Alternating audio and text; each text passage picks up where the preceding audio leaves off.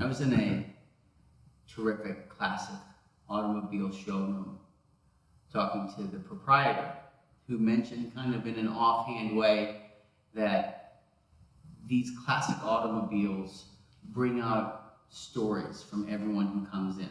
Everyone has a story.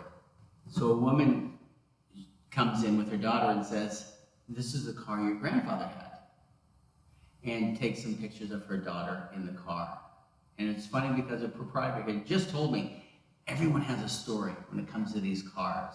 They conjure up a memory or some story in their own lives. And we started talking with the woman, and it turns out it was her first time out of the hospital in nearly a year. She had gone on a road trip with her daughter because her other daughter had been hit by a car a year before and had been in a vegetative state since. And this was the first time they had left the hospital on this kind of mother-daughter trip through Maine. And she told us this story, 3-4 strangers in a space. And it knocked me off my feet, this woman being so honest and so open about what she had endured, this tragedy in her life, and the connection she had with these inanimate objects. When the story was over and the conversation ended and she and her daughter drove off, I looked at the proprietor.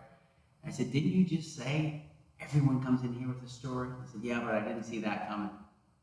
He said often after 9/11, people would come up from New York City and they'd say, "Oh, my brother had that car. Oh, I had a date in that car."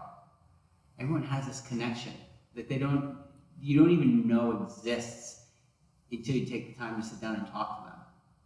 And that's what I found during this project, is that if you take the time, sit down and actually converse and ask the question, and then ask the follow-up question, you really get to know people, and you get to know the best of them.